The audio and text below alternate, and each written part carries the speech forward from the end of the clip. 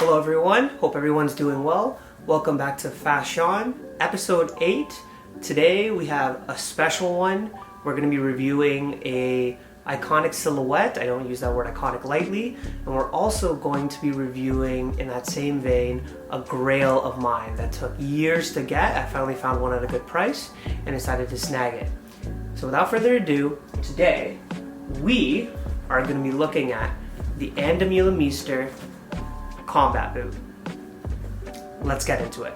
The color is black with, I believe it's a lambskin sort of outer with another leather on the interior that isn't specified. Made in Italy, priced somewhere around the 1.2 to 1.4K Canadian mark. Demeulemeester was a member of the Antwerp Six, which is a legendary group of fashion designers that came about in the 1980s and 1990s, including Dirk Bickenberg and Dries Van Noten, to name a few. And D, as I'm gonna probably, her last name has like 4 syllables. So Andy, she pretty much set herself out by creating legendary cuts of different iconic silhouettes in, I guess, the 1950s and 1960s. These cuts were a little bit different, a little bit bulbous, a little bit larger on some portions, skinnier on other ends, but they came together to transform these staples in menswear and women's wear into something a little bit different. Kind of an in-between between Rick Owens and normal fashion. And D really offers a great take on fashion and style in a way that differentiates you, but at the same time doesn't take you too far away from who you are as a core person. And that's why a lot of people love Demeulemeester. What makes these boots different from others is simply because they offer a trifecta of history, fashion, a slight change in the silhouette, thanks in part, of course, to Andy, as well as quality. You have a trifecta there of provenance, quality, and uniqueness to create this boot, which is why so many people in the style and fashion industry love this silhouette, and is part of the reason why I picked it up. Going into why I bought these, simply because I've always been looking for a great pair of combat boots, and Demeulemeester is pretty much the benchmark, the gold standard of all combat boots within this price point. The quality is unmatched, the silhouette is amazing. You definitely know that they're combat boots, but while still being slightly altered, it's perfect. And frankly, I wanted these at a great price, and I got them at a great price. I paid 450 Canadian for these, which frankly is a steal for these in this quality, in my size. I got the whole box, I got the dust covers, everything. So definitely fantastic. I'm gonna explain to you why you should get a pair yourself. If you still feel that $450 for these are a large investment, no worries. A lot of different people have a lot of different valuations on of their price point for what they want when it comes to their wardrobe. You do not need to spend crazy amounts of money. Going into the market analysis, we have 3 different options for you that should be able to take you home for whatever the occasion. Starting off, we have the iconic. Again, I don't use the word iconic lightly and loosely. The Doc Marten. The Doc Marten has been pivotal in punk culture, rock culture from the 60s and onwards. They used to have fantastic quality, and they were made by a company called Solo Vert. Now that they have transitioned to Chinese manufacturing, I can't really verify and vouch for that quality. However, they are a great starting point at around the $100 to $200 mark. You'll probably even get them vintage for less. They are terrible to break in, so be ready for that. But they're a great starting point if you want a great shoe that has punk culture, rock culture, as well as a little bit of that soldier-esque aesthetic. And at a great price point, you can't go wrong. The middle of the range was actually quite hard to find. I had brainstormed for 2 days in order to find a great combat boot that was within, I even gave it the $400 to $600 range, really that midpoint for great quality leather boots and shoes. And I struggled.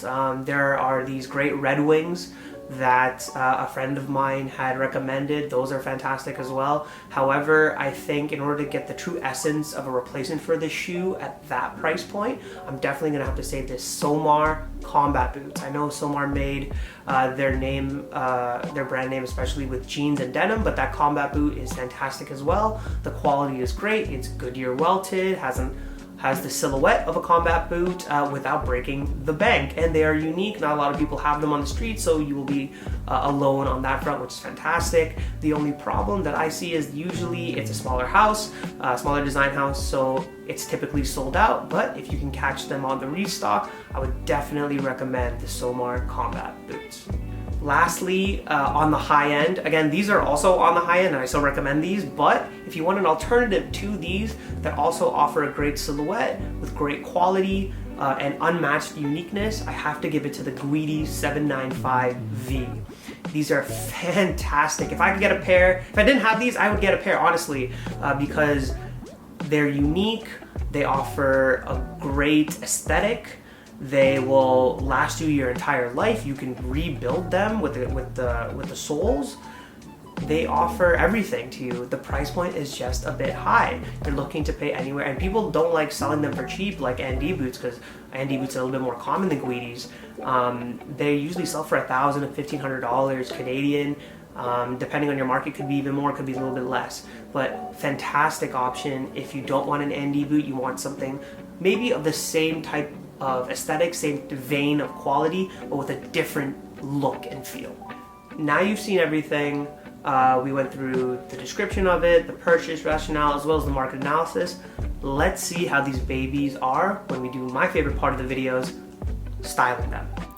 On the head, we have Capital bandana. We have the Comme des Garçons tricot mock neck, some Kenzo black cargos, and then we also have the boots on the feet there. So great summer military outfit. We have a pretty basic outfit in black. I wanted to go a little bit more summery as we're entering summer now, currently as this video is being shot, where you can really use the combat boots in the summer as well as in the winter and the fall. A lot of people stash them away during the summer because it gets kind of hot, but you can style them for this season. What we have here is just some wide cargos. Again, they are military-esque boots, so you want to go a little bit more military with the way that you style them. I think that works the best when styling these boots. Simple, easy mock neck. You see that military outside. If I had a black beret, honestly, I'd wear it, but I don't, so I'm going to opt for this black bandana instead, and just the black theme throughout.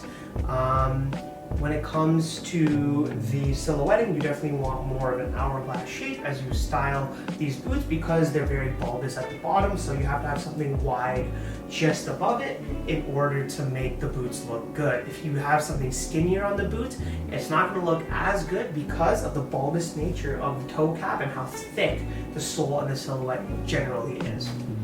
On the head, we have Yohji Yamamoto newspaper schoolboy cap, a Balenciaga vintage Homme blazer in like this bluish gray steel.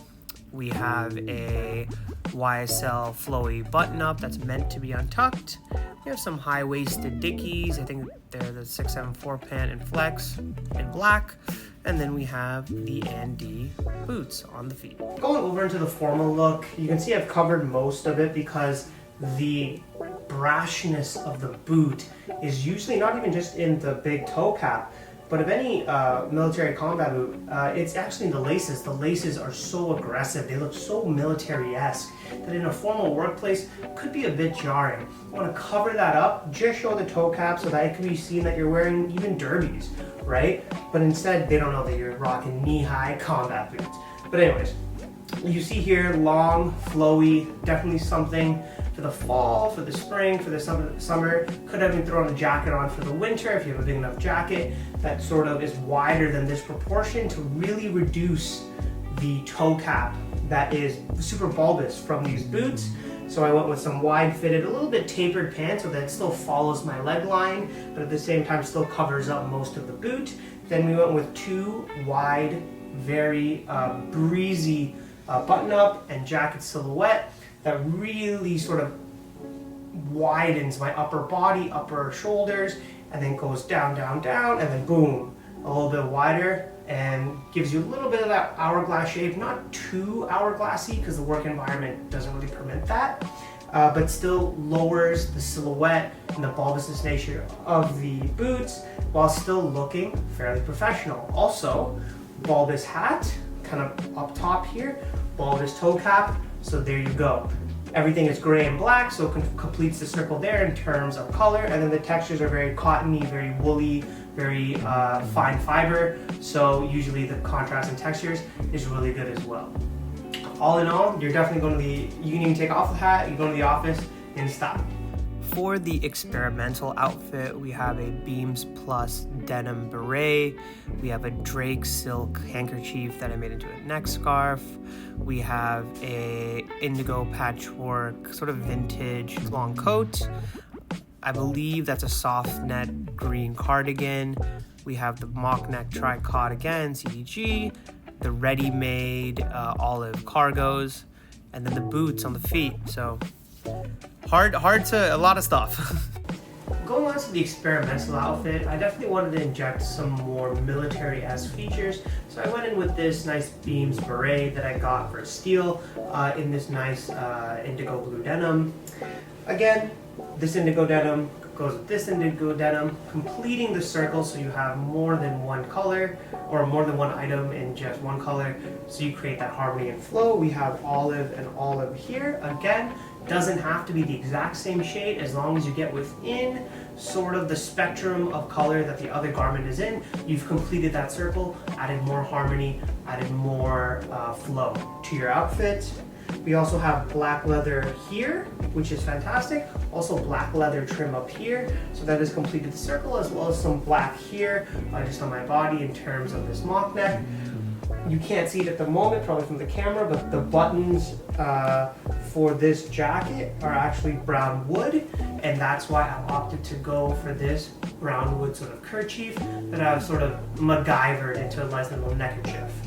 All in all, this is kind of how you would do the contrast for something a bit more experimental with what I call earth colors, with the exception of black. You have browns, you have blues, and you have greens. So when it comes to why I removed this right here, I wanted it also brown and brown here. Ooh. Anyways, so technically that's right though in terms of contrasting colors. But anyways, so I've removed one here to just really showcase the upper of the boot when I walk outside. I want people to see like, oh, these boots are crazy and fire, and look, they go all super high and they're super intricate and they're designed well.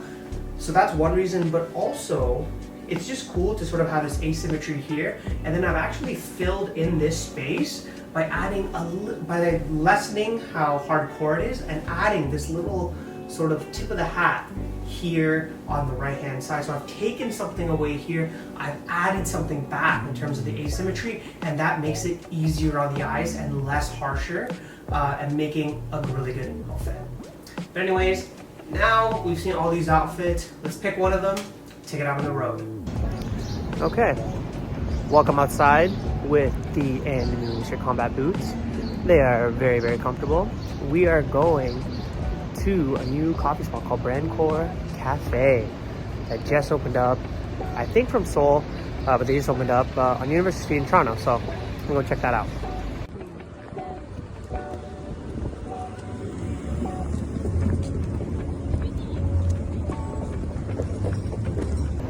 Honestly, they're super comfortable, really comfortable. Sorry, it's a little bit colder, it's outside as well, so I got a pea coat as well, or a long coat, but fairly comfortable. I have wide feet, so it's perfect because of that bulbous sort of like toe cap. But I was actually kind of surprised. Usually long, big boots, or from any designer, usually really uncomfortable for long periods of time. But I've worn these, maybe, I don't even know. I've worn these for a while, like maybe like 10 hours at the longest. Feet don't hurt at all.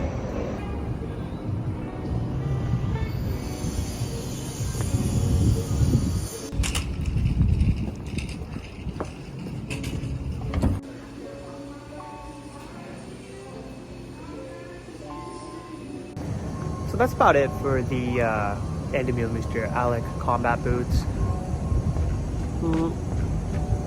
It's actually really good. It's a new place, I've never tried it before, but definitely recommend it. A Brandor Coffee on University.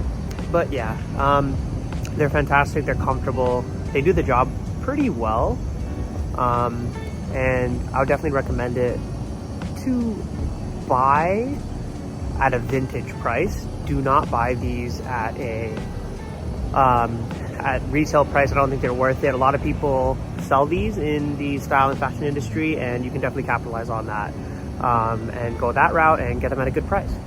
But that's about it, guys. New episode coming out probably next week, and fit breakdowns all the time on TikTok. Cheers.